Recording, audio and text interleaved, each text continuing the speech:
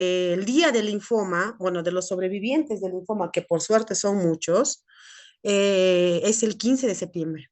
Ese día se celebra el día del sobreviviente del linfoma y de los que están peleando con el linfoma, ¿no? Es una patología muy frecuente, ¿ah?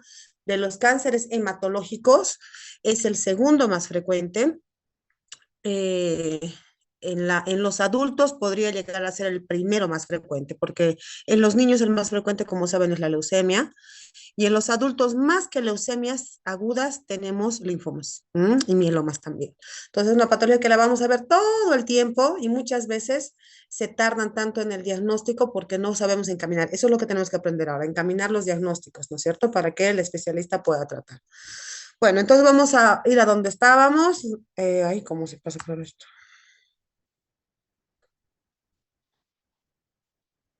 Bueno, entonces recordar que es un grupo heterogéneo de enfermedades de los linfocitos, esto todo recordando, ¿no? Rapidísimo, tenemos grupos ganglionares múltiples, el linfoma va a atacar a los linfocitos cuando están atravesando el ganglio linfático en la mayoría de los casos, aunque puede atacar también, puede atacar diferentes órganos, puede ser extranodal sin ningún problema, la inmunidad va a tener un rol muy importante porque el ganglio linfático había sido un órgano especializado en inmunidad que nos va a dotar de inmunidad adaptativa, que probablemente, no, seguramente la inmunidad más eficiente y más importante del cuerpo.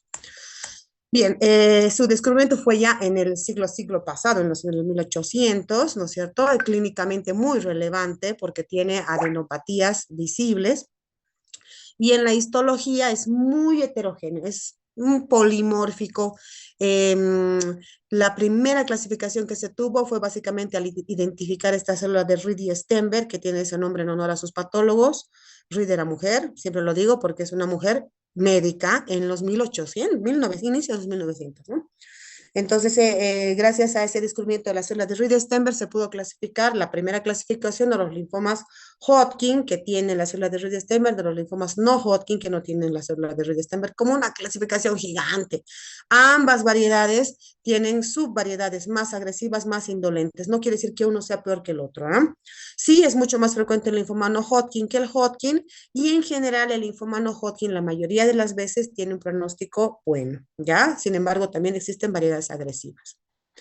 El no Hodgkin tiene número de variedades inmenso, ya alcanza más de las 40 variedades. La última variedad que se encontró, chicos, fue el 2019 que se clasificó al linfoma anaplásico secundaria prótesis mamaria. Se descubrió que la gente que se pone prótesis mamaria desarrolla un tipo de linfoma, obviamente la frecuencia es baja, gracias a Dios, pero se relaciona con la prótesis mamaria y se ha clasificado como linfoma T anaplásico. Se trata sacando la prótesis, ¿no? Entonces, como ven, la clasificación va avanzando todo el tiempo. Ya vamos a ver hoy día un poco eso. Polimorfa, ¿no es cierto? Heterogénea, presentación múltiple.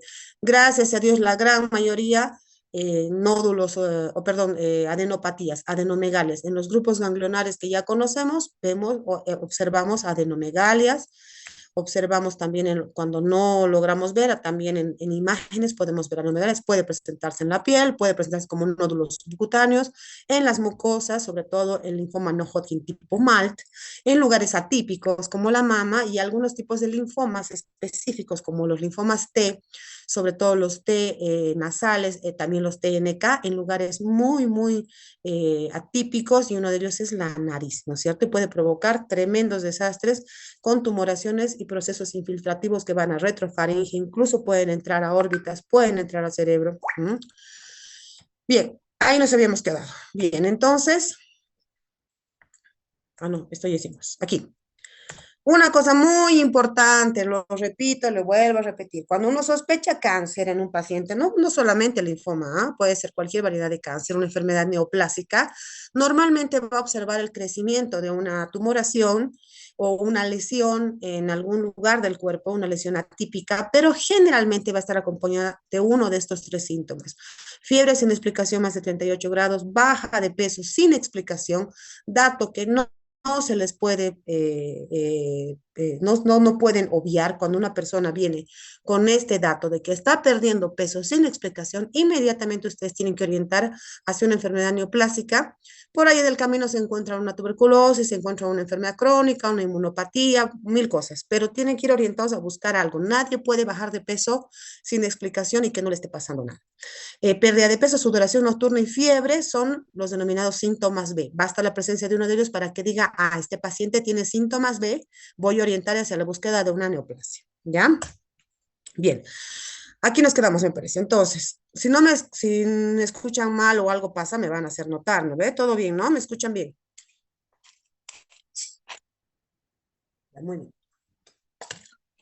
Entonces, ¿qué voy a hacer cuando veo un paciente? Entonces, me estoy imaginando que está llegando un paciente a mi consulta que tiene como motivo de consulta la aparición de adenomegalias, ¿no es cierto? Me dice, ah, doctora, me ha salido esta bolita aquí en mi cuello, no deja de crecer, me han dado antibióticos, me han pinchado cosas, pero sigue creciendo, ¿no es cierto? Yo hago la palpación y me doy cuenta de que es un ganglio linfático.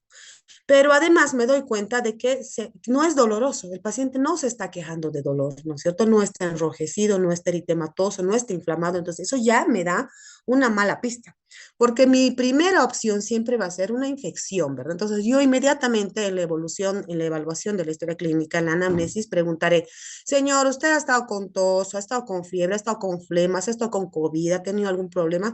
Ah, sí, estaba, le cuento, con una tos terrible, y estaba con flemas, bueno, entonces podría tratar de explicar el ganglio, por ejemplo, ¿no es cierto? Entonces, en mi historia clínica tengo que hacer hincapié en procesos infecciosos porque sé que las adenopatías se pueden relacionar con eso también. Sin embargo, si realmente esto se enfoca hacia un linfoma, lo que encontraré serán adenopatías no dolorosas, móviles y de crecimiento constante, ¿verdad? Acompañadas de que de síntomas B, baja de peso, sudoración nocturna, febrícula. Entonces, eso me orientará demasiado.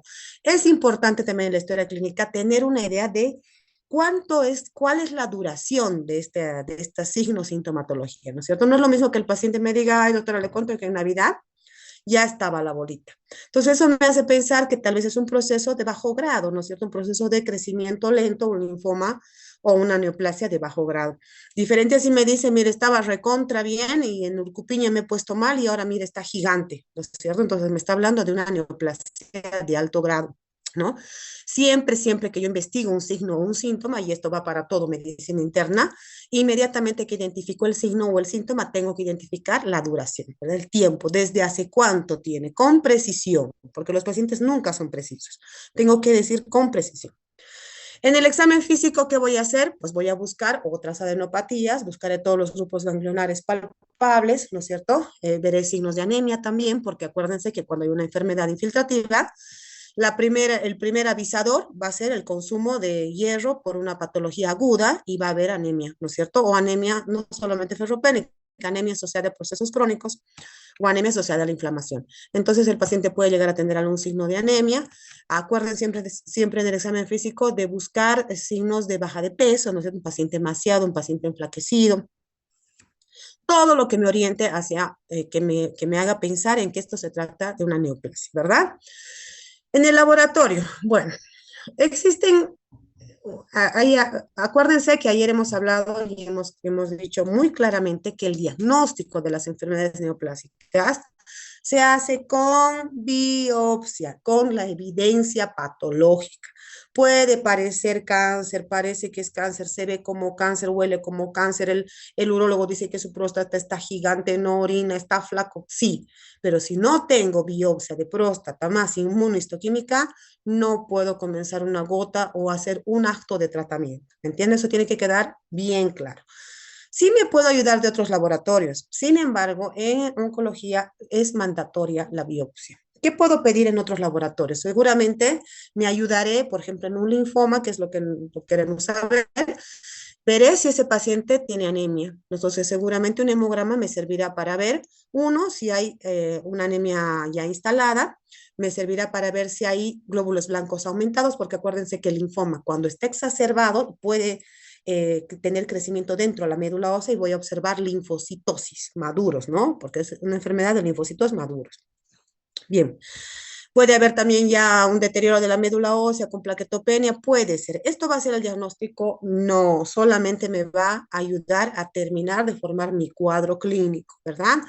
Mismo en la química sanguínea, ¿no es cierto? En la química sanguínea siempre pedimos función hepática, función renal. Eso es importante, más allá que para el diagnóstico, es importante para poder afrontar un tratamiento, chicos, porque para poder empezar un tratamiento de quimioterapia, el paciente debe cumplir ciertos requisitos. No se puede iniciar quimioterapia un paciente que no tiene función hepática conservada o que tiene un fallo renal ya instaurado. No es que no se pueda, pero tiene un pronóstico diferente, ¿verdad? Entonces, seguramente haré los estudios para ver los diferentes órganos, más que todo no para el diagnóstico, sino para ver si ese paciente va a afrontar una quimioterapia con mayor o menor facilidad, ¿ya? Ustedes han debido escuchar siempre que dicen, ay, hay que hacerle marcadores tumorales, ¿no ve? Los marcadores tumorales son sustancias que se elevan en situaciones en general, inflamatorias, agudas, de estrés, y algunos están muy orientados al crecimiento celular, pero de ninguna manera son diagnósticos, ¿no es cierto? Por más, por ejemplo, hay algunos que son muy orientados, muy específicos, por ejemplo, el antígeno prostático en sangre, ¿no es cierto? Que puede decirme, la PSA está súper alta, es un cáncer de próstata, tiene todo el aspecto, pero igual tengo que hacer biopsia, ¿entienden? Y en linfoma tenemos algunos marcadores, pero no son marcadores específicos, son marcadores muy sensibles. Por ejemplo, este marcador que se llama lactato deshidrogenasa.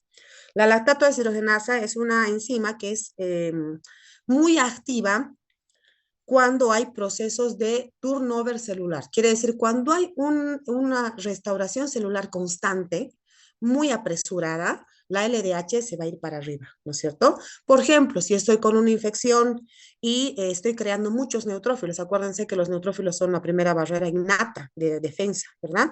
Entonces estoy haciendo leucocitosis por infección, seguramente el LDH se va a ir para arriba. También se llama reactante de fase aguda. Tenemos varios reactantes de fase aguda que reaccionan a estas cosas. Ejemplo, proteína C reactiva, velocidad de eritrosedimentación, la ferritina también es reactante de fase aguda, el fibrinógeno, de dímeros, y uno de ellos es la LDH, muy sensible. Basta que pase cualquier cosita en el cuerpo que genere una reproducción celular, ¡pum!, se va a elevar. Obviamente se va a elevar en procesos oncológicos y obviamente en procesos hemato-oncológicos mucho más, porque hay una célula que se está reproduciendo sin ton ni son, ¿verdad? Entonces, no me hace diagnóstico, pero sí me termina de cerrar mi clínica y mi bioquímica, ¿ya? Ahora, tengo también otra proteína que es la beta 2 microglobulina. Es un fragmento de proteína que también me marca lo mismo, me marca turnover celular y está un poquito más orientado hacia enfermedades hematológicas, ¿no es cierto? Cuando la médula ósea se está reproduciendo muy rápidamente por cualquier razón, ejemplo, una anemia hemolítica, donde los glóbulos rojos se están rompiendo y la médula ósea está desesperada de fabricar más glóbulos rojos, un criterio diagnóstico es la LDH elevada, ¿verdad? También en el linfoma también se va a elevar un poco, no, bastante, y nos va a ayudar también para el seguimiento, porque seguramente una vez diagnosticado y una vez que empecemos el tratamiento, iré viendo que el LDH baja, la beta 2 y me quedaré más tranquilo, ¿verdad? El ácido úrico también, porque acuérdense que los tumores, cuanto más grandes son, más células tienen, una vez que inicie quimio e incluso sin iniciar quimioterapia, solo por el crecimiento celular intenso, esas células se pueden ir destruyendo. ¿Y qué tienen adentro? Pues tienen sustancias tóxicas, ¿verdad? Y esas sustancias tóxicas pueden derivar en un aumento del ácido úrico y una deficiencia renal por culpa de estas sustancias, ¿verdad? Entonces tengo que medir cómo está en sangre. Lo mismo con el calcio, bueno, ver la función renal, la función hepática, no con el objetivo de diagnosticar, sino con el objetivo de ver el estado general del paciente para afrontar un tratamiento intenso, ¿ya? Radiografía, tomografía. Bueno, miren, en este momento de evolución de los linfomas, nosotros obviamente todavía hacemos tomografías con contraste. Acuérdense que la tomografía indicada para diagnóstico de neoplasias debe ser contrastada, que es con una sustancia que le da mejor visibilidad a esa imagen. Pero acuérdense que la tomografía, sea con contraste o sea simple, lo único que logra ver, chicos, es el tamaño, el tumor. A veces logra identificar los límites, nos mide centímetros, milímetros, ¿no? Pero tiene deficiencias, ¿no es cierto? Por ejemplo, si es un cáncer que no es una tumoración como tal, sino que es un engrosamiento de la mucosa del retrofaringe, más difícil para la tomografía poder decirme, ah, sí, esto es tumor, ¿verdad? Por ejemplo, una infiltración de nervio óptico. Por más que sea una resonancia, difícil, ¿no? De poder ver si es realmente parece un tumor. Entonces, ahí la tomografía tiene sus limitaciones. Imagínense la radiografía, peor todavía, ¿no es cierto? Entonces, si bien nosotros todavía como protocolo en Cochabamba tenemos solicitar tomografías contrastadas para hacer para ver exactamente dónde están las tumoraciones, tienen que saber que hoy por hoy en el linfoma tiene que hacerse en lo posible una tomografía especial que se llama tomografía por emisión de positrones, que la vamos a ver ahora, que tiene que ver no solamente con el tamaño, sino con más o menos tratar de ver si esa tumoración que estamos viendo en la tomografía tiene captación metabólica. O sea, se podría pensar que es cáncer o no. Ahora lo vamos a ver, ¿ya? Bueno, es eso básicamente lo que tenemos que hacer en un primer acercamiento al paciente, una buena anamnesis, hacer los laboratorios básicos y obviamente la tomografía con contraste o de preferencia un PET, ¿no es cierto? Bien, entonces aquí viene, ya tenemos a ese paciente que me ha dicho, ah, doctora, me ha salido esta bolita, estaba yo bien y de repente ha salido, deben ser 3 meses que no deja de crecer, me han dado inyecciones, no mejoro, me he bajado de peso, he dejado de trabajar, lo veo pálido, lo veo terroso, hago sus laboratorios, veo anemia, veo LDH elevada, beta 2 microglobulina elevada, entonces de todo el aspecto de que es una neoplasia, síntomas B positivos, ¿no ve? Mi siguiente paso que va a ser, obviamente, identificar la masa. ¿Entienden? Identificar la masa lo antes posible. Si tengo posibilidad de hacer una biopsia y en el transcurso de que salga el resultado, que demora, contactar a un especialista, puedo hacerlo, ¿no es cierto? O sea, va a depender un poco de dónde se van a mover ustedes de médicos generales, ¿no ve? Pero si tienen, si tienen al alcance un especialista oncólogo o un hematólogo, bueno, hacerlo rápidamente, pero si no, tienen que hacer una biopsia, encaminar hacia una biopsia. Bien, entonces, ¿por qué? Porque la biopsia nos va a dar dos cosas, hace el patólogo, ¿no es cierto? Primero, mira solamente con sus ojos, que ustedes han pasado patología, saben perfectamente de lo que estoy hablando, solamente con hematoxilina eosina identifica el tejido. Y lo primero que dice es, ah, no, esta masa del cuello no son linfocitos, tiene células que vienen de tiroides. ¿Me entienden? Entonces, no había sido un linfoma, había sido un cáncer de tiroides, ¿me entienden? Entonces, lo primero que hace el patólogo es identificar por morfología básica cuál es el linaje de esa célula, ¿no es cierto? A veces es más fácil, a veces es más difícil.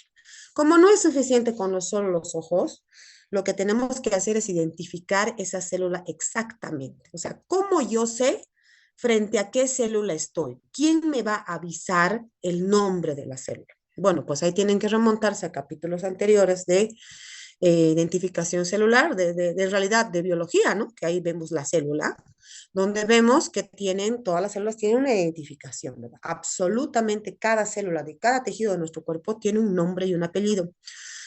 Muchas veces, por ejemplo, en los glóbulos rojos son azúcares que simplemente nos van a decir, este es glóbulo rojo A, este es glóbulo rojo B. Pero más allá de eso, también el glóbulo rojo tiene clústeres de diferenciación.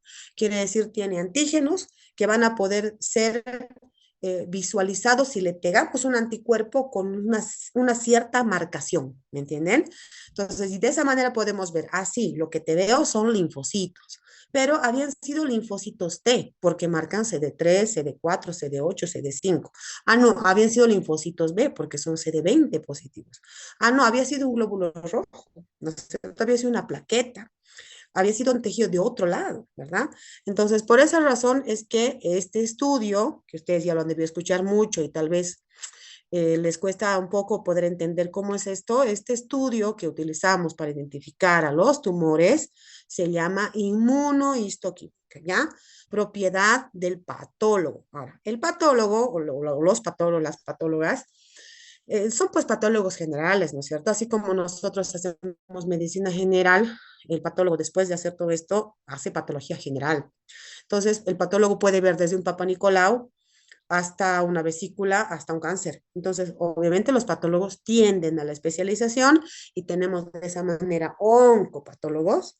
Y dentro de los oncopatólogos incluso podemos tener un especialista en patología oncohematológica, hematopatólogo, E incluso podemos tener un especialista en ganglio, porque el ganglio es tan complejo y el linfoma es tan complejo que a veces tenemos dentro de grupos de patólogos especialistas en este tipo de cosas, ¿ya?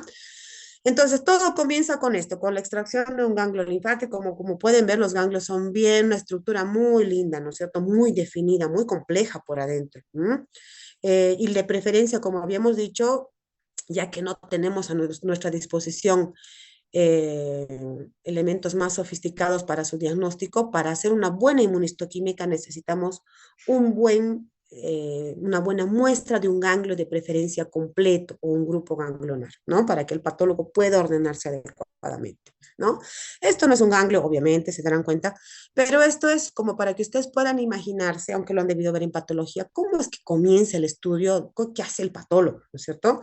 Lo primero que hace con un tejido el patólogo es que lo fija, ¿no es cierto? Acuérdense que lo fijamos en formol. Cuando sacamos una biopsia, siempre lo ponemos en un frasco con formol. El formol debe ser diluido, 4 en 5, ¿no? 4 partes de formol, de agua, una parte de formol, ¿no? O de lo líquido que ustedes quieran, pero siempre el formol diluido, ahí se va fijando, ¿no? Y después el patólogo lo encierra en una vela, en un taco de parafina o en un bloque de parafina, que este primer bloque de parafina, o sea, por ejemplo, si a este señor hemos decidido sacarle un pedazo del ganglio, ese su bloque de parafina es realmente el que nos va a dar toda la información y debe ser resguardado, ¿me entienden? Porque si al principio se ha hecho un diagnóstico erróneo o ha sido difícil, siempre se lo puede revisar, pero necesitamos el taco de parafina.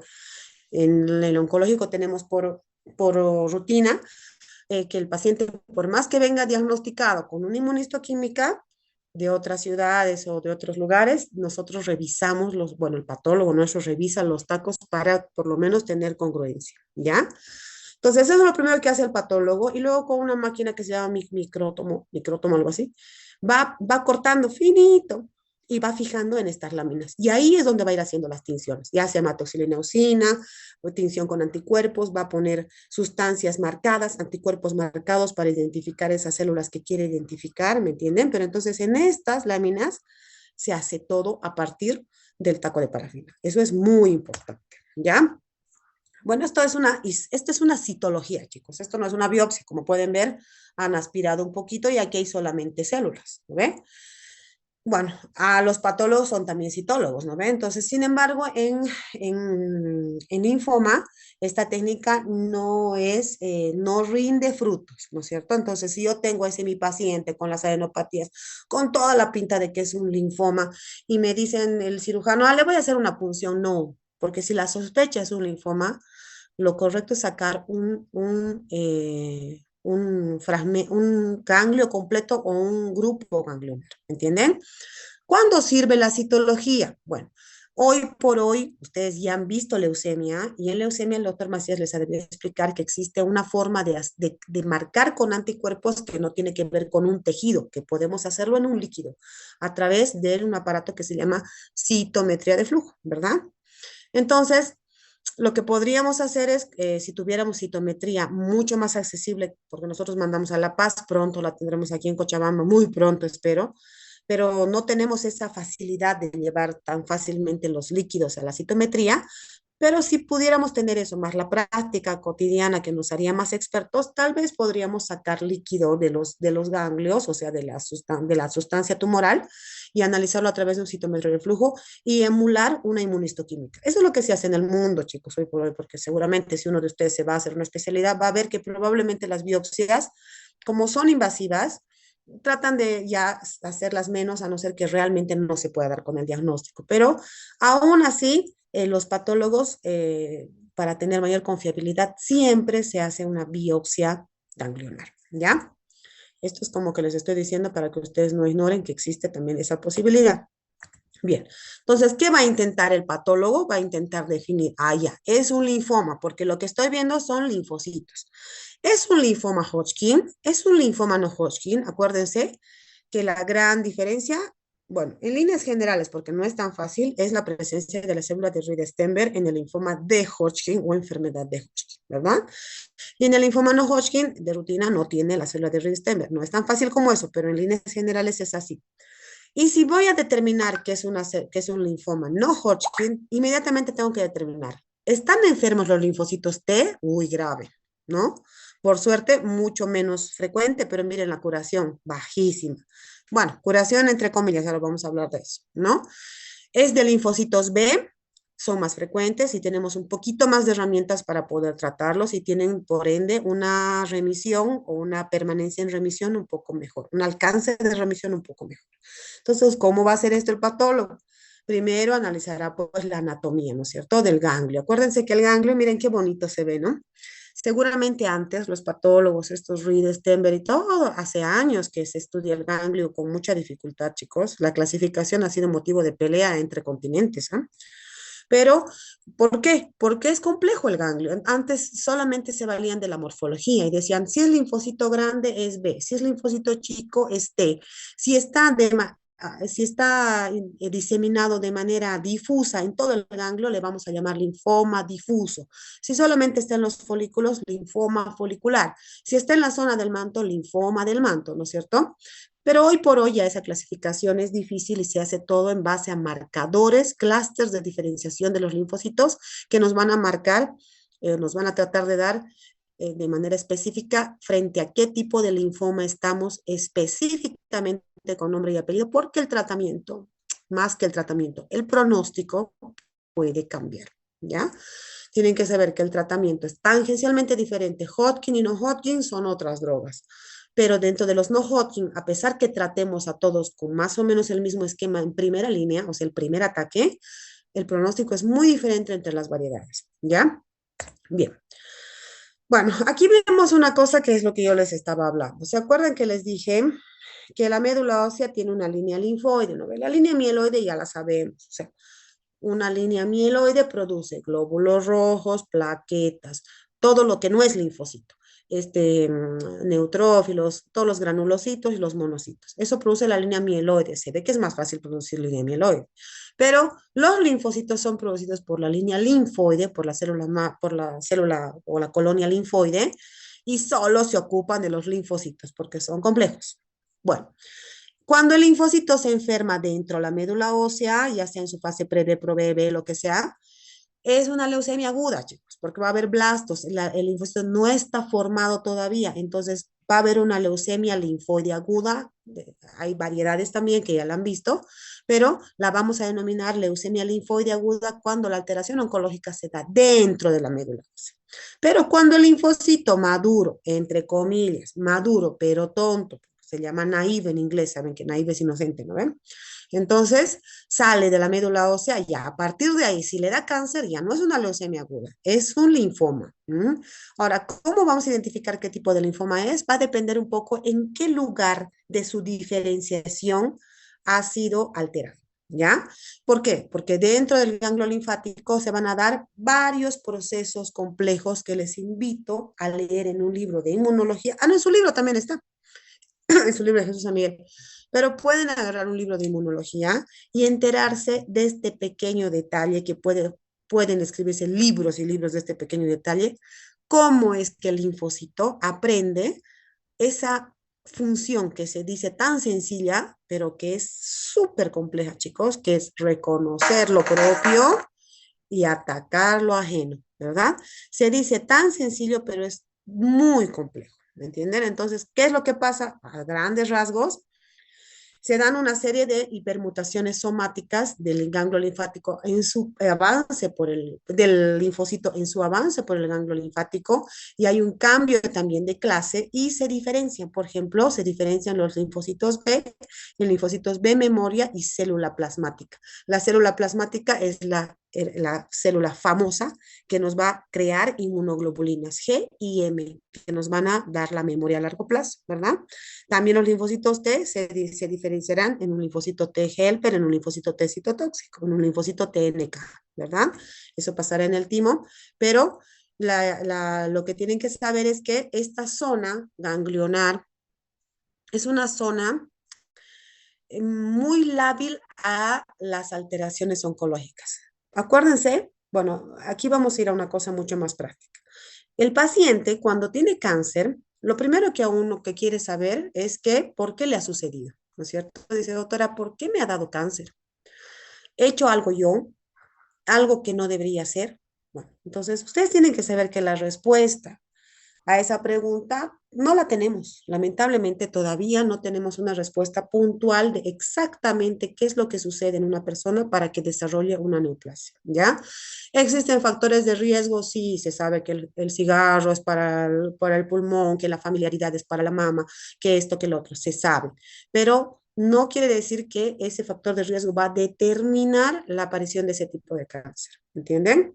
¿Qué es lo que sí se sabe? Lo que sí se sabe es que todos nosotros fabricamos células todo el tiempo, chicos. En este mismo momento que estamos pasando la clase, estamos fabricando glóbulos blancos, neutrófilos, linfocitos, plaquetas, glóbulos rojos, células de la mucosa, ¿no? Pues, si yo me muerdo ahorita, mi mucosa mañana va a estar bien, porque todo el tiempo se regenera el pelo. ¿Mm? Por eso también acuérdense que la quimioterapia afecta más a las células que más se desarrollan, más se multiplican. Por eso cuando hacemos quimioterapia se cae el pelo porque piensa que es cáncer. La mucosa se hace tiras porque piensa que es cáncer. El medicamento tiene mucho turnover celular, esas áreas. Entonces, en todas esas áreas, el ganglio linfático, donde se está cortando, todo el tiempo entra el linfocito y empieza a cambiar, cambiar, mutar, mutar, mutar, mutar, hasta que sea un linfocito bien hecho, ¿no es cierto? Cambian, se está cortando ADN todo el tiempo. Entonces es una zona muy lábil. Cuando existe un error, cuando en vez de citosina no viene guanina y ha habido un error, tenemos un sistema que corrige ese error. Pero ¿qué pasa cuando todos los mecanismos fallan? Bueno, eso es lo que se sabe. Se sabe que la base de los cánceres finalmente son mutaciones, son alteraciones genéticas, translocaciones, de lesiones que pueden determinar o cosas que ni siquiera llegan a ser translocaciones, mutaciones moleculares dentro del ADN mínimas, ¿no? Y los medicamentos del cáncer están destinados a corregir esas cosas moleculares, genéticas, inmunológicas, ¿no es cierto? Por eso los medicamentos del cáncer son cada vez más y más sofisticados. Bueno, eso es lo único que se sabe de la patogénesis de un cáncer, ¿no? Que finalmente deriva en una alteración de una mala formación de nuestra carga de ADN, ¿no es cierto? Entonces, por eso es que les digo que en el ganglio esto sucede de una manera tan compleja que es un lugar muy lábil para el desarrollo de los cánceres, ¿no es cierto? Bien, ¿qué más? Bueno, esto es más o menos lo mismo. Acuérdense que por eso es que se dice, ¿no? Que cuando las mutaciones ocurren en cierto lugar, se van a formar los linfomas foliculares, Burkitt, Hodgkin. Si es en otro lugar, se va a hacer el del manto. Bueno, esto, cada una de estas células que está atravesando estas mutaciones va a tener clústeres de diferenciación diferentes y el patólogo la va a poder identificar y nos va a poder decir qué tipo de linfoma es, ¿me entienden? O sea, han visto qué complejo es, va mucho más allá de lo que Hodgkin dijo. Hodgkin dijo, bueno, si tiene Reed-Steinberg, es Hodgkin, si no es no Hodgkin, sí, así nació la clasificación, pero hoy por hoy la clasificación es complejísima, tiene que ver con la diferenciación inmunológica, pero también con la diferenciación molecular, que lo vamos a ver después. Bien, ahí tienen un poco el ganglio linfático, que seguramente lo han pasado en anatomía, ni bola le han debido dar, pero tienen que saber que es un órgano muy, muy importante, sobre todo en el desarrollo de la inmunidad. Bien, así es más o menos como se ve, ya teñido con hematoxilina usina. Y aquí es donde empieza la morfología. El patólogo dice, ah, no, yo comienzo viendo si son células pequeñas, si son células medianas, si son linfocitos grandes, si tiene red Stenberg, y comienza a diferenciar de una manera microscópica, pero sin anticuerpos, ¿verdad? Miren las clasificaciones por las que hemos transcurrido desde años ya, imagínense acuérdense que se ha descubierto en los 800, ¿no? Clasificaciones que tenían que ver con la morfología simple, luego ya se han ampliado, se ha visto incluso la clínica, ¿verdad? Pero como no ha habido un consenso, ahí por los años 2008 se ha creado la clasificación de la Organización Mundial de la Salud, que unifica los criterios de los continentes para poder definir qué tipo de linfoma es en base a múltiples criterios. No solamente le da la última palabra a la inmunistoquímica, también tiene criterios moleculares, tiene criterios genéticos, tiene criterios morfológicos muy finos, ¿no es cierto? Que los patólogos y los hematólogos nos valemos de eso para ponernos de acuerdo y decidir qué tipo de linfoma es, porque de eso depende la vida del paciente. Entonces, desde esos tiempos ya, creo que no hay patólogo o hematólogo que no conozcamos este libro, ¿no es cierto? El libro de la WHO, que le llamamos o libro azul, que es para la clasificación de los tumores hematopoyéticos y tejido linfóide. Aquí podemos encontrar, como todo libro de patología, ustedes saben que, bueno, a mí me gusta mucho el Robbins porque es un libro completo, ¿verdad? No solamente tiene patología, tiene epidemiología, tiene diagnóstico, tiene hasta tratamiento, ¿no? Y este libro de la WHO también es así, es un libro muy bueno para poder orientarnos frente a qué patología estamos y ponernos de acuerdo hematólogos y patólogos, ¿ya? Como ven, la clasificación es inmensa. Uno puede memorizarse una y ya va a aparecer otra, ¿no es cierto? Entonces, no es importante saber exactamente todos los tipos de linfoma. Lo que es importante es tener todas las armas para diagnosticarlo. O sea, ¿cómo puedo hacer un buen tratamiento de un linfoma si no lo puedo identificar? Hay que desarrollar todas esas técnicas para el pronóstico del paciente. Como pueden ver, los linfomas no Hodgkin B, que son los más frecuentes por mucho, dentro de ellos, el más frecuente de todos es el linfoma difuso de células grandes B. Vemos, o sea, seguramente de 10 linfomas, 8 van a ser el linfoma difuso de células grandes B, no Hodgkin, ¿verdad?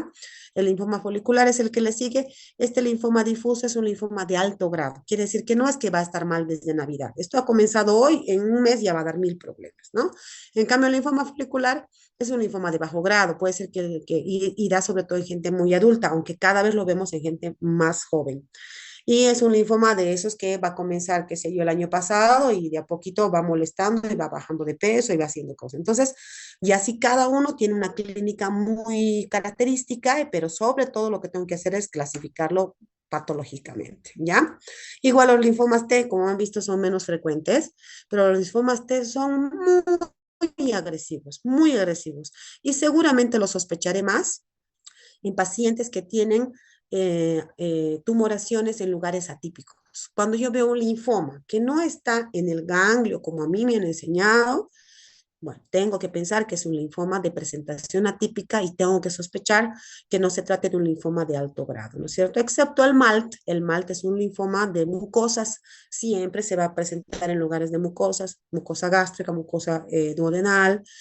Entonces tiene un pronóstico un poco mejor, ¿ya? Pero en general, un linfoma que sabemos que su forma de presentación es ganglionar en la mayoría de las veces y no está en ganglio, está en hueso, está en retrofaringe, está en hígado, está en donde sea, tengo que pensar mal, ¿verdad? Y esos los que les encanta ir a lugares no ganglionares son los linfomas T.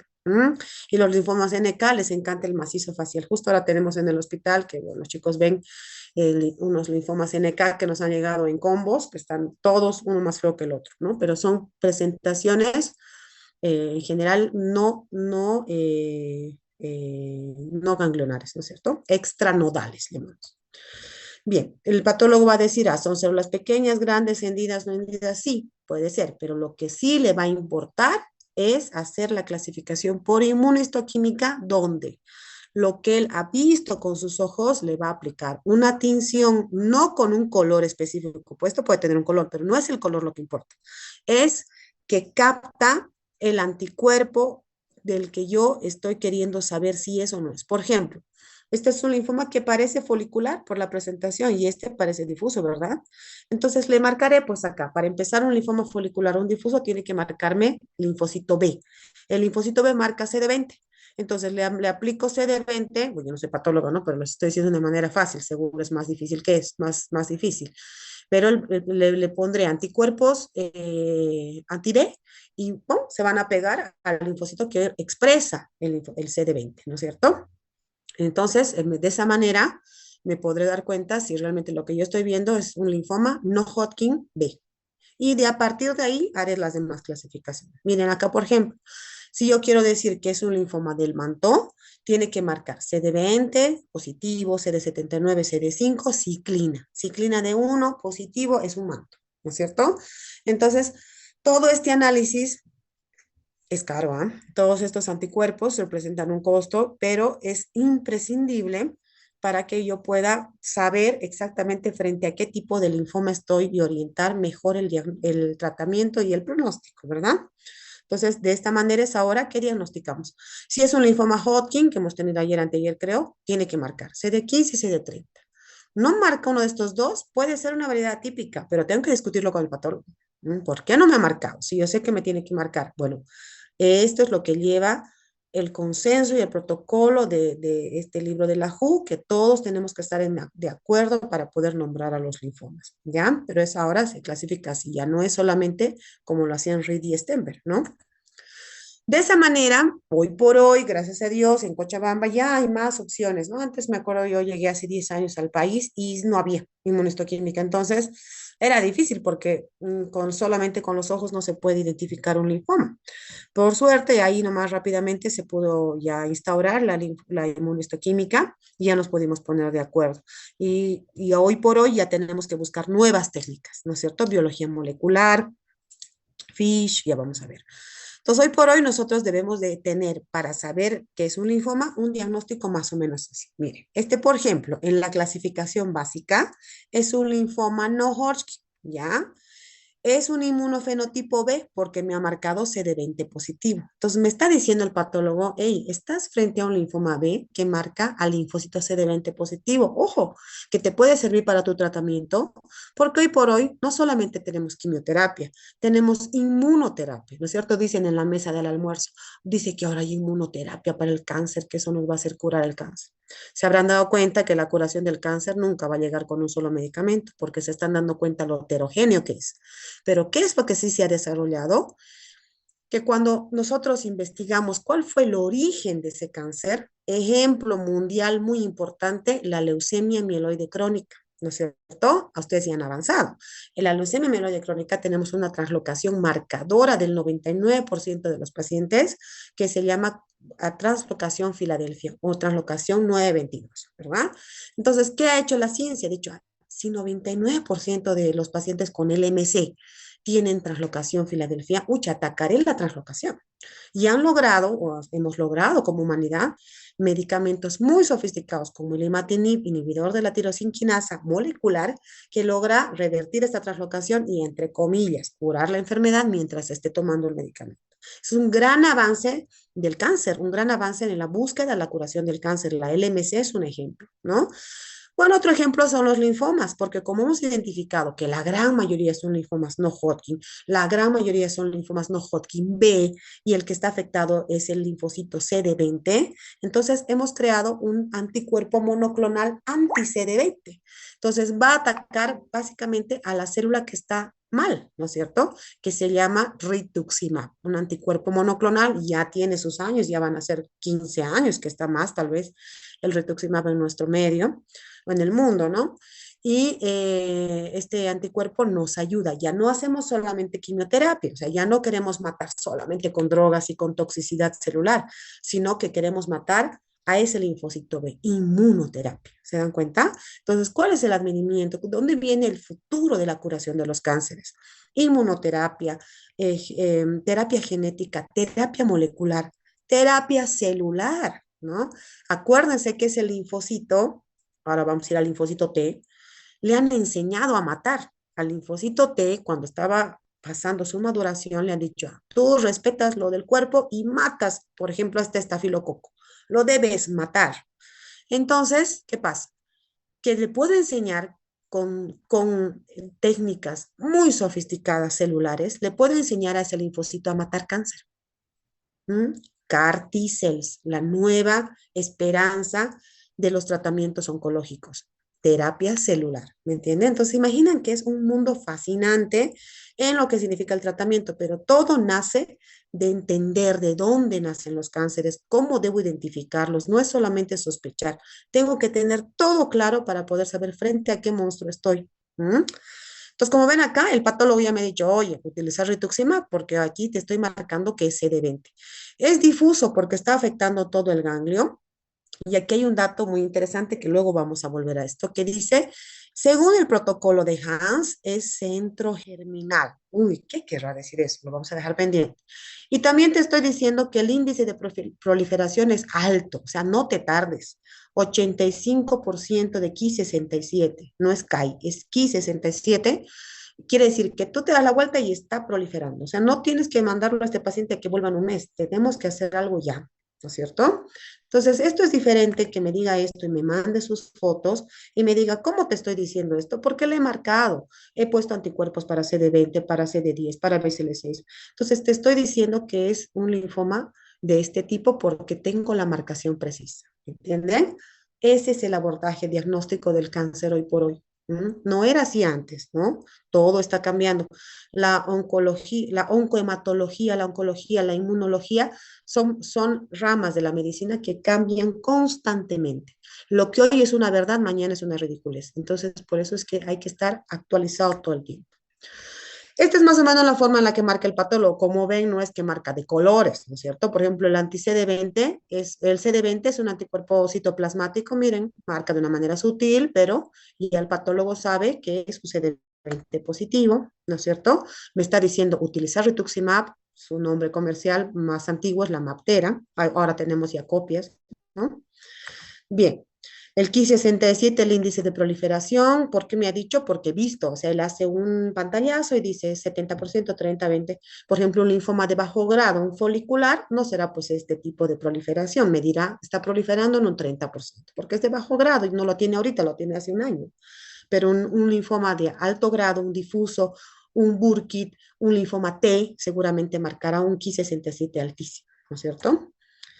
Bien, de esa manera ya tenemos el inmunofenotipo. Por suerte, los linfomas B que tienen un poquito más de armas y un mejor pronóstico son la mayoría linfoma T de muy mal pronóstico. Son todos ellos no Hodgkin. Acuérdense que el Hodgkin lo que marca es la célula de Reed-Steinberg, ¿no?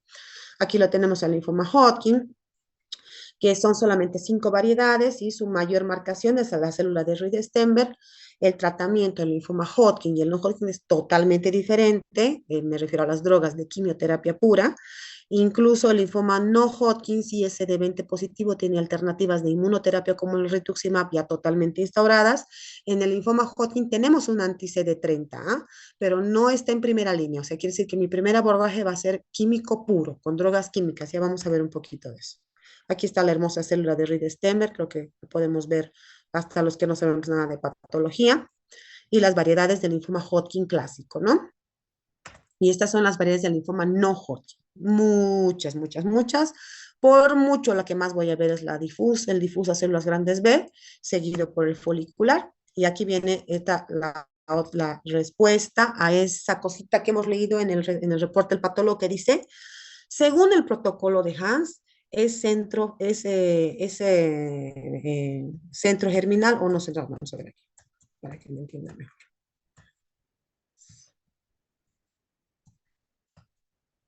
Aquí está. Aquí me está diciendo.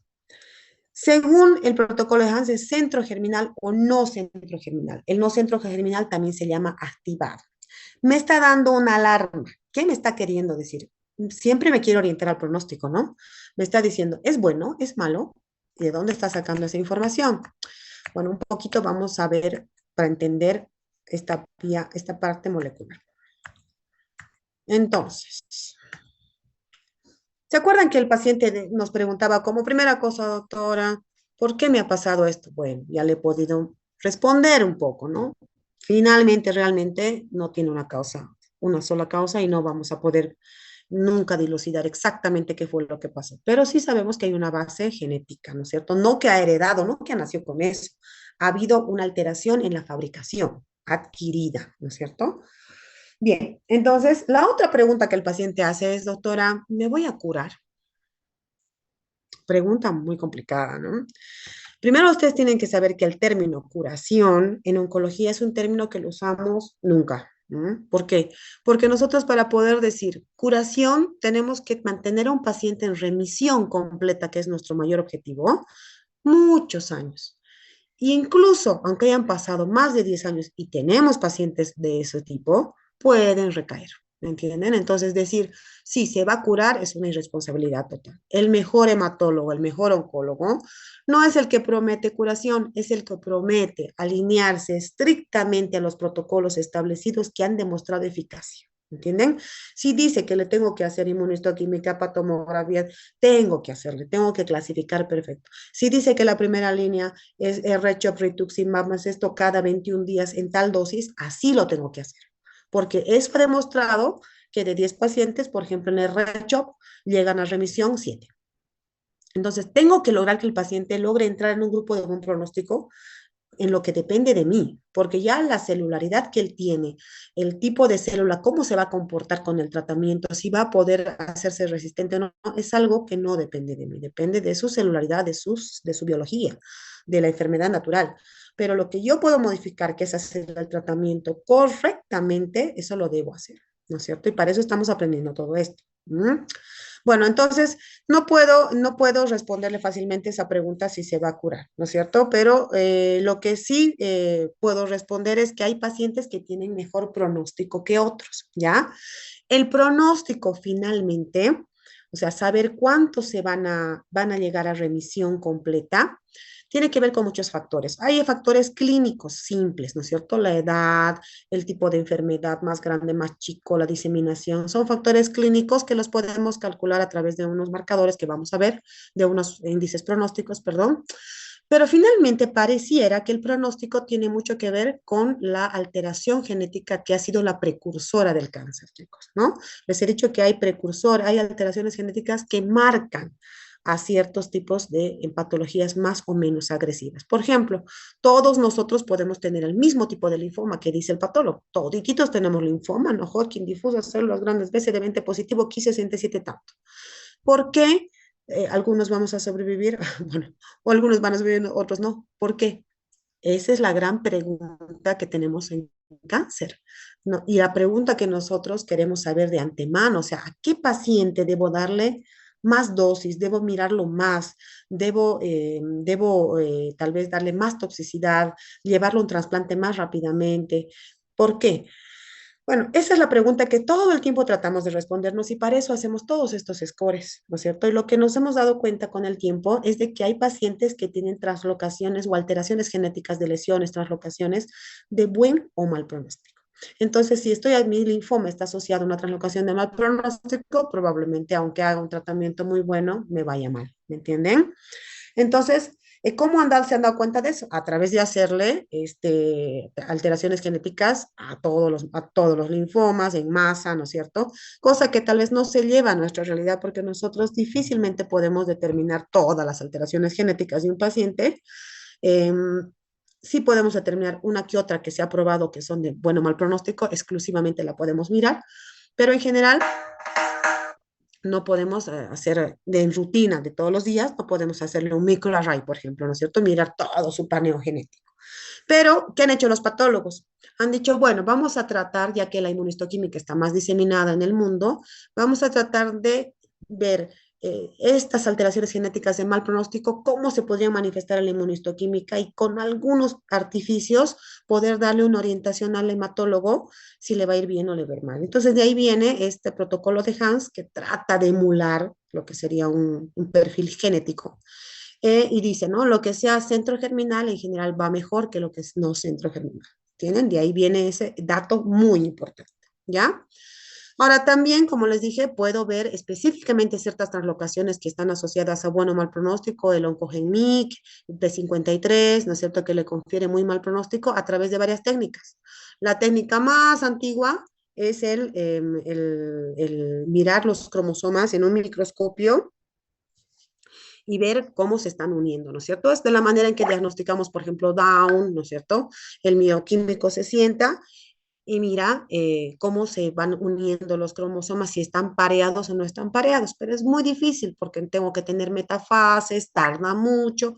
Entonces, ese tipo de examen citogenético básico se ha ido reemplazando por exámenes más sofisticados como estos, por ejemplo, la reacción en cadena de la polimerasa, que no es que ve cromosomas enormes, ve fracciones de cromosomas, y peor todavía el FISH, que ve pequeños fragmentos moleculares dentro de esas porciones que están translocadas, ¿me entienden? Entonces, mucho más específico, más difícil, más costoso, pero hoy por hoy nos estamos apuntalando mucho en determinar por biología molecular este tipo de alteraciones en pacientes que vemos el mal pronóstico ya de entrada, ¿no es cierto? Este, por ejemplo, es el FISH, donde con fluorescencia, el patólogo, porque lo hacen patólogos o biólogos moleculares también, puede decirnos si hay una translocación, si está presente o no, de una manera mucho más eficiente. Mira, es rojo con rojo, verde con verde, así literal. Entonces me dice, ah, no, tu paciente tiene un rearreglo del MIC, tiene un 814, bueno, entonces ahí tú ya puedes más o menos asociar si este paciente va a ir bien o va a ir mal y tomar algún recaudo, ¿no es cierto? Eso es lo que se viene ahora, ¿no es cierto? Sí, clasificar a través de la biología molecular. Por eso nosotros los médicos muy clásicos, que nos gusta la semiología, ver, tocar con nuestras manos, mirar con nuestros ojos las patologías, estamos muertos. Porque hoy por hoy la medicina va a virar hacia una medicina molecular, celular, inmunológica, ¿me entienden? Entonces hay que amigarse con todos esos términos porque la medicina se va a volver así. ¿Mm? Bien, ¿qué más? Uy, Dios mío. Entonces, en la clasificación, ya sabemos qué es, ¿no ve? Ya hemos dicho, es un linfoma, lo hemos clasificado de la mejor manera, hemos hecho nuestro trabajo. ¿Ya podemos hacer quimio? No todavía. ¿Por qué? Porque tengo que saber dónde está, ¿no es cierto? Tengo que saber, sé que está aquí, me está mostrando, pero yo no sé si hay otros grupos ganglionares, no sé si hay compromiso del hígado, del corazón, etcétera, ¿no ve? Entonces, lo que tengo que hacer es estadificarlo. Entonces, cuando dicen estadificación, se refieren a medir la enfermedad. La carga tumoral se aplica a todos los cánceres, pero en el caso del linfoma, la estadificación es más sencilla porque se hace con un solo estudio que es tomografía por emisión de positrones o en su defecto tomografía contrastada. Por ejemplo, en un cáncer de cervix, en un cáncer de útero, no estadificaré solo con tomo, tendré que hacer tal vez una cistoscopía, tal vez una gammagrafía, pero lo que me interesa es ver dónde están las masas, porque si yo voy a empezar tratamiento sin saber dónde están, al final, ¿cómo voy a medir? ¿Cómo voy a decirle, señora, usted está en remisión completa, no se ve nada de lo que empezamos? Entonces, sí o sí hay que hacer esto.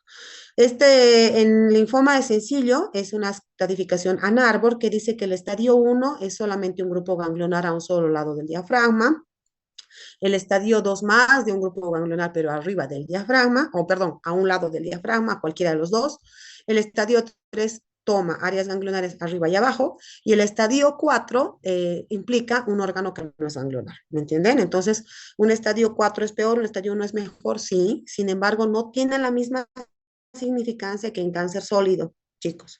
Una mama que ha metastatizado a hueso o a cerebro, terrible, ¿no ves? Su pronóstico es malísimo.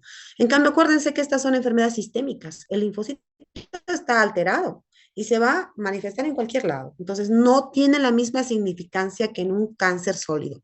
Por el paciente viene, ah, doctora, estoy en un estadio 4, sí, pero es ganglionar. Entonces, hay que atacar todo, ¿me entienden? No se puede decir es un linfoma metastásico, no, no es correcto. Lo que hay que decir es un linfoma estadio 4, estadio 3, ¿no es cierto? Bien, se llama masa bulky cuando presenta una masa mayor a 7 centímetros. Esto ha cambiado ya hace 2 años. No ha cambiado, nunca cambió. Entonces, más de 7 centímetros, ¿no? Quiere decir, yo puedo decir, ah, ya, señor, usted tiene un linfoma de la clasificación básica, no Hodgkin, difuso, a células grandes B, CD20 positivo, no centro germinal, Ki67 alto, con masa estadio 4, con masa bulky mediastinal. Listo. En una frase he dicho todo lo que ese paciente tiene, le he dado un pantallazo al que me está escuchando, ya sabe frente a quién se va a enfrentar y qué tratamiento podría llegar a hacer. ¿Y cómo he llegado a eso? A través de desarrollar todo mi diagnóstico correctamente, no solo decir es linfoma, ¿ya? Bien, la tomografía por emisión de positrones es una tomografía que además de utilizar la imagen como tal, instila sustancias derivadas del azúcar y supuestamente va a lugares donde hay mucha actividad metabólica. Por eso cuando uno va a un PET, bueno, alguna vez lo van a, tal vez lo logren ver, un paciente, por ejemplo, tiene que estar en reposo absoluto. No puede venir corriendo y hacerse el PET porque va a dar todo positivo. No puede venir con faringitis. No puede venir con un golpe, una fractura, ¿entienden? Porque muy fácilmente se puede confundir áreas de inflamación y de alteración metabólica con un tumor. ¿Cuándo nos sirve? Siempre. Nos sirve al inicio, al medio, al final. Nosotros hacemos tomografías, en general se debe hacer al diagnóstico, a mitad de tratamiento y al final de tratamiento. Por razones prácticas, porque al inicio el paciente está hecho tiras en general llegan muy tarde al diagnóstico, no tiene tampoco capacidad económica en general, entonces a veces lo cargamos con una tomografía con contraste para darnos cuenta qué estadio es, pero al final de su tratamiento siempre tratamos de derivar hacia un PET, porque ahí nos va a saber decir, si bien no veo ningún ganglio agrandado, pero me capta. Donde estaba al inicio, me sigue captando. Entonces, no está en remisión completa, ¿me entienden? Entonces, el PET tiene ese objetivo, no es la panacea, no es un diagnóstico express de cáncer, no. Tiene sus cosas que hay que analizar, pero sin duda nos orienta muchísimo, sobre todo a la remisión, ¿ya? Más o menos es así como se ve, aquí lo van a ver mejor. Miren, aquí capta, ¿no ve? Capta adenopatía. Siempre capta cerebro, no es bueno para cerebro. Y bueno, y los riñones también los va a captar cuando esté pasando, ¿no? Pero miren que nos puede dar, y tiene también, no es que capta o no capta, los imaginólogos tienen cómo informarlo, tienen una escala de información que yo debo respetar, ¿ya? Muy bien, pruebas complementarias, ya las hemos repasado, creo que todas juntas, ¿no es cierto? Una cosa más, ya para terminar, si bien el pronóstico del linfoma más certero parece ser genético y medio que no está a mi alcance, ¿no? Porque yo no puedo hacer en todos los pacientes translocaciones genéticas. Quisiéramos, estamos en ese afán. Pero un índice pronóstico que nunca nos va a fallar, nos va a dar mucha orientación y sigue estando vigente, es el IPI, el índice pronóstico especializado, ¿no es cierto?, para linfoma, que toma factores clínicos, toma la edad, es decir, si tú eres mayor de 60, medio macana, si tú tienes la LDH alta, no es bueno. Si tienes la beta 2 alta, no es bueno. Si tu estadio es alto, no es bueno. Si tuviste síntomas al inicio, no es bueno. Y ahora les voy a hablar de este performance status. Performance status mayor a 2 no es bueno. ¿Qué quiere decir? Performance status 0 somos todos nosotros. Comemos, viajamos, hacemos, salimos a trabajar, nos bañamos. No necesitamos de nada. Estamos en perfecto estado de salud. Es PS5 es muerto. Y en el intermedio hay lugares. Este paciente, si bien come solo, pero no se baña solo, está postrado la mitad del día, está con un tubo en la boca. Entonces le voy a dando un número objetivo, porque lo que para mí puede ser buen estado general, para otro puede decir, ay, ¿cómo vas a decir que está en buen estado general? Entonces le pongo una objetividad con el performance status y le doy un número. Y dice que todo PS mayor a 2, o sea, un paciente que no está en excelente estado, su pronóstico va a ser peor. Entonces le confiere un número, ¿no es cierto? Por ejemplo, no, perdón, este es el PS, la escala ECOG, ¿no es cierto? PS0, nosotros, activo totalmente, está capacitado para todo, y ahí está específicamente cómo le voy a dar el número de su estado general al paciente. Cuando haya calculado el IPI, por ejemplo, un IPI alto que tiene todo, ¿no es cierto? Tiene todo de mal pronóstico, 26% nomás de posibilidades de llegar a sobrevivir a los siguientes 5 años. Por más que esté utilizando la estrategia más adecuada, por ejemplo, el RECHOP, que le da un 70%, su estado general, sus características propias, le van a conferir un mal pronóstico. ¿Me entienden? Entonces, esta arma, que es el IPI, que está modificado, por ejemplo, para los que usan rituximab, se llama RIPI. Para los mantos se llama MIPI. Tiene sus variantes. Y una cosa muy linda que nosotros como Latinoamérica hemos colaborado, el grupo latinoamericano de linfoma, que formamos parte de muchos países, hemos llevado data importante diciendo que la albúmina debería incluirse en este pronóstico porque nos hemos dado cuenta que los pacientes que largan con albúminas bajas van peor. Y pronto ya han salido los artículos, si ustedes lo buscan como Grupo Latinoamericano de Linfomas, él se llama, y ya han salido los artículos latinoamericanos que quieren que la albúmina se meta en estos, pues buenísimo, ¿no? Entonces así, de esta manera vamos contribuyendo con clínica, que es lo que tenemos, ¿no? Ya, muy bien. Entonces ya con esto terminamos. Lo que del tratamiento no voy a ahondar. Lo que tienen que saber es lo que habíamos hablado, ¿no ve? Existen tratamientos puramente químicos que lo que quieren es matar a la célula de una manera muy grosera en el ciclo celular, fase S, fase lo que sea. Muy, muy, muy, muy, muy grosera. Mata todo lo que se mueve, por decirlo así, ¿no es cierto? Hasta los tratamientos mucho más sofisticados, inmunoterapia que mata solo al que está marcando ese anticuerpo, biología, medicamentos genéticos que alteran una translocación, la mejora, moleculares que va a lo más profundo de la reproducción del ADN y trata de arreglar las cosas ahí adentro, mejora el estroma. muy complejos, uno más caro que el otro porque han requerido de muchos años de investigación para salir al mercado. ¿Ya? Hasta la terapia celular, que es el boom de nuestra era y que no la tenemos todavía al alcance. Nosotros en Latinoamérica solamente hay 2 hospitales en Latinoamérica, en Sudamérica que están intentando Carticel carísimo, ¿no? Ya se imaginarán que todas nuestras estrategias de tratamiento solamente piensen que el rituximab, que es lo más básico hoy por hoy en tratamiento de linfomas, tiene un costo de $2,000 por frasco y usamos uno o dos frascos por ciclo, por 6 ciclos. Lo hacemos en una realidad hoy, en el oncológico, mañana vamos a estar dando ese medicamento. ¿Mm? Y tengan en cuenta que los pacientes, más del 50% no tiene seguro de salud. Imagínense lo que es una terapia celular, que ciclos de terapia celular pueden llegar a costar $200,000, $400,000. Entonces, el cáncer es una área, la hematología, la hematoncología es un área de profundo desarrollo, ¿no? De donde se invierten millones y millones en poder frenar estas enfermedades, ¿ya? El esquema básico para el linfoma no Hodgkin es el R-CHOP, el esquema básico para el linfoma Hodgkin es el ABBD, son esquemas. ¿Por qué usamos en esquema? ¿Por qué no le damos solo una droga hasta que muera la célula? Porque también tenemos que repartir toxicidad. Si bien una droga es efectiva, tiene toxicidad renal, la otra tiene cardíaca, la otra tiene hepática. Entonces, equilibro las toxicidades para darle una efectividad mayor. ¿Entienden? Y también trato de que le ataque a todos los lados del ciclo celular y si puedo asociar inmunoterapia mejor y si puedo asociar terapia génica mejor, ¿no? Bueno, creo que eso es todo por ahora. Y tenemos un minutito para las preguntas. ¿Alguna pregunta? ¿Cuántos han quedado los valientes? Mucho, mira. Somos pocos, pero venceremos. ¿Alguna pregunta?